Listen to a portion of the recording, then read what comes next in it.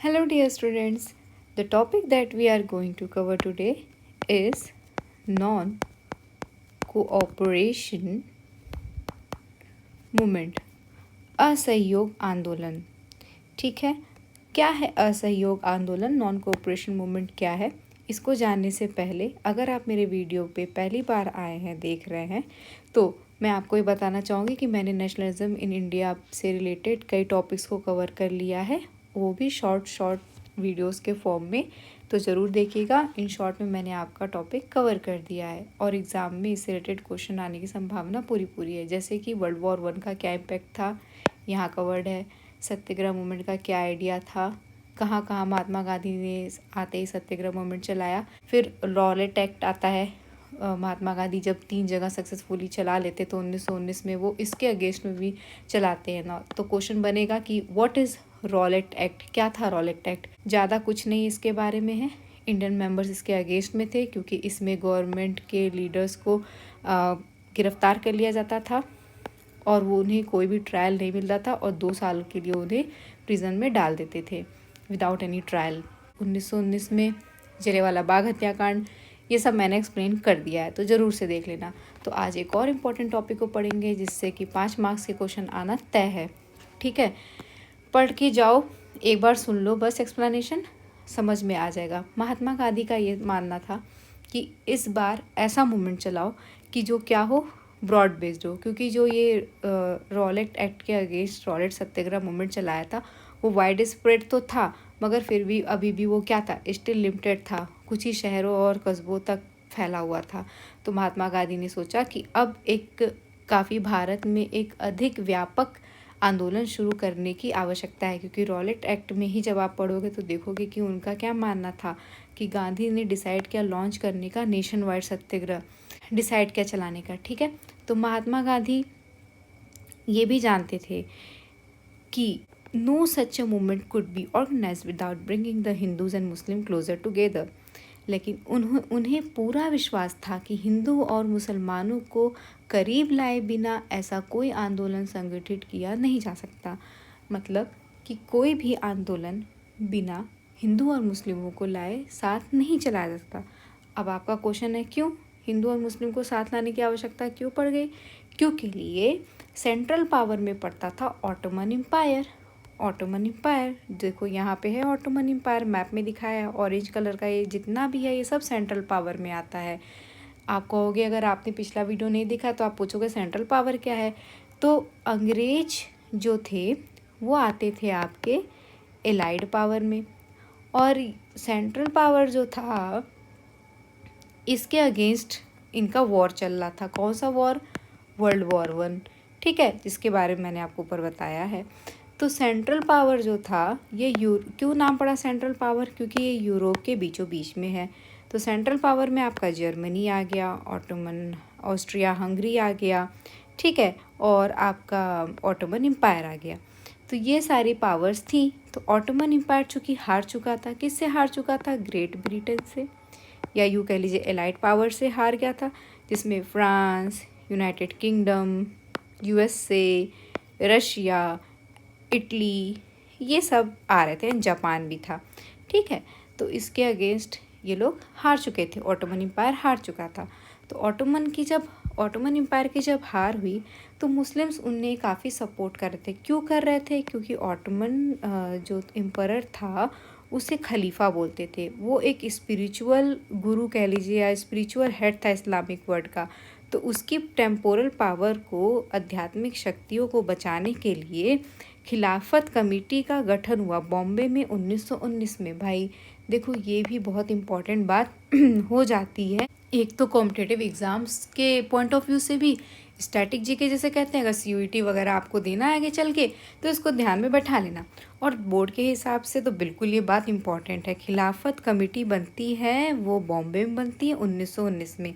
तो महात्मा गांधी ने ये सोचा कि एक तरीका है मुस्लिम भाइयों को साथ लेके आने का हिंदुओं के, कि हम खिलाफत का जो इशू चल रहा है खलीफा लोग का, खलीफा को बचाने के लिए खिलाफत इशू, उसको हम उठाएं और मुस्लिम लोग को सपोर्ट करे तो हमें सपोर्ट करेंगे और ब्रिटिशर्स के अगेंस्ट काम करेंगे, क्योंकि कहते हैं ना कि दुश्मन का दुश्मन दोस्त होता है। ऑटोमन एम्पायर का दुश्मन ब्रिटिश, और इंडिया में भी कौन राज कर रहा है? ब्रिटिश। और इनसे अब कौन कौन इनसे भी अब इनके भी अगेंस्ट अब कौन है यहाँ पे? हिंदू भी है, मुस्लिम भी है। मुस्लिम ऑटोमन एम्पायर को सपोर्ट कर रही है तो ये भी इसका दुश्मन हो गया ब्रिटिश का। तो इसीलिए महात्मा गांधी ने सोचा, उसको एज एन अपॉर्चुनिटी देखा, इस चीज़ को महात्मा गांधी ने एक अपॉर्चुनिटी की तरह पे देखा। ठीक है,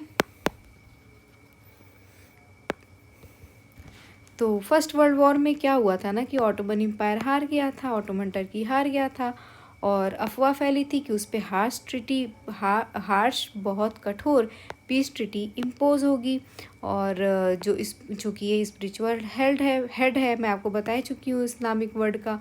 और इसको बचाने के लिए मुस्लिम्स लोगों ने खिलाफत कमेटी बनाई बॉम्बे में 1919 में। तो दो जो यंग ब्रदर्स थे, मुस्लिम लीडर्स थे, जैसे कि शौकत अली एंड मोहम्मद अली, इन्होंने डिस्कस करना शुरू किया महात्मा गांधी के साथ कि कैसे हम एक दूसरे को सबको एक साथ लेकर के आए, इसको एक बड़ा मुहिम कैसे बनाएं। तो गांधी जी ने इसको एक मौके की तरह देखा कि मुस्लिमों को हम अपने साथ लेके आ सकते हैं और एकता के मतलब बंधन में बांध सकते हैं। क्योंकि 1857 का जो रिवॉल्ट का फेलियर था, सबसे बड़ा उसका फेलियर का रीज़न यही था कि यूनिटी नहीं थी, और महात्मा गांधी यूनिटी में सबको लेके आना चाह रहे थे। और क्योंकि एकता में ही बड़ी ताकत होती, उनका यही मानना था, और नॉन वायलेंट तो वो चीज़ें कर ही रहे थे।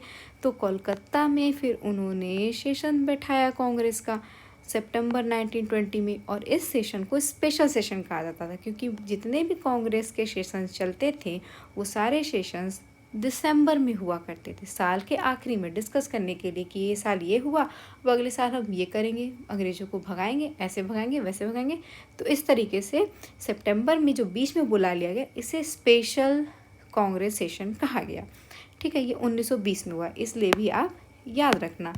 ठीक है, देखो दो बातें, कोलकाता में सेशन हुआ सितंबर 1920 में, उसमें ही कन्विंस्ड अदर लीडर्स को भी उन्होंने कन्विंस किया कि अब आवश्यकता है कि अंग्रेज़ों का क्या करो, असहयोग करो, उन्हें किसी प्रकार का सहयोग मत करो, start non cooperation movement and support करो खिलाफत को एज वेल एज स्वराज, जो कि सबसे ज़्यादा इम्पॉर्टेंट था, स्वराज। ठीक है, ये इम्पॉर्टेंट था। और दूसरी बात जो आपको ध्यान में रखनी है वो क्या है कि खिलाफत कमेटी बनी, मैं अंडरलाइन कर देती हूँ, कहाँ गया खिलाफत कमेटी, मार्च में बॉम्बे में खिलाफत कमेटी 1919 में बनी। और कौन हार गया, कब हार गया? फर्स्ट वर्ल्ड वॉर के बाद ऑटोमन टर्की एम्पायर हार गया, जो कि एक स्पिरिचुअल हेड था। देखो ऐसे ही लिख के आना है बस, ज़्यादा कुछ नहीं। और महात्मा गांधी ने ये माना कि हिंदू मुस्लिम को साथ लेके आना है, यूनिफाइड एक मास एक्शन करने की आवश्यकता है, एक वाइड स्प्रेड मूवमेंट चलाने की आवश्यकता है। ठीक है, एक बार मैं हिंदी में फटाक से पढ़ ले रही हूँ, बस 2x पे करके सुन लो।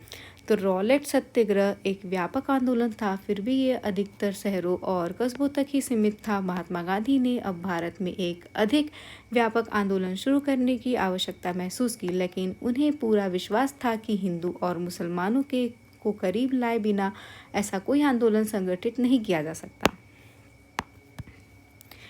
उन्होंने महसूस किया कि ऐसा करने का एक तरीका खिलाफत का मुद्दा प्रथम विश्व युद्ध उठाना था। ठीक है, प्रथम विश्व युद्ध के दौरान ऑटोमन टर्की की पराजय के साथ युद्ध समाप्त हुआ, वर्ल्ड वॉर 1 ओवर हुआ।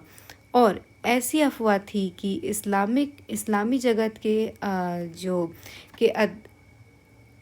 आध्यात्मिक प्रमुख खलीफा ऑटोमन सम्राट पर एक कठोर शांति संधि थोपी जाने वाली है। खलीफा की लौकिक शक्तियों की रक्षा के लिए मार्च 1919 में बम्बई में एक खिलाफत समिति का गठन किया गया। सबसे इम्पोर्टेंट बात यही है कि 1919 में खिलाफत कमेटी का गठन हुआ। मोहम्मद अली और शौकत अली जैसे युवक मुस्लिम नेताओं ने महात्मा गांधी के साथ इस मुद्दे पर एक संयुक्त जन आंदोलन की संभावना पर चर्चा की। गांधी जी ने इसे मुसलमानों को एकीकृत राष्ट्रीय आंदोलन के दायरे में लाने के अवसर के रूप में देखा। सितंबर 1920 में कांग्रेस के कोलकाता अधिवेशन में आंदोलन अन्य नेताओं को खिलाफत और स्वराज के समर्थन में असहयोग आंदोलन शुरू करने की आवश्यकता के बारे में अवश्य आश्वस्त किया। ठीक है, तो ये मेरा एक्सप्लेनेशन था नॉन कोऑपरेशन मूवमेंट के बारे में। ठीक है, ये एक खुद में इम्पॉर्टेंट टॉपिक है, तो इसके आगे का वीडियो मैं अपलोड करती हूँ, नेक्स्ट स्लाइड में देखिए। Thank you so much.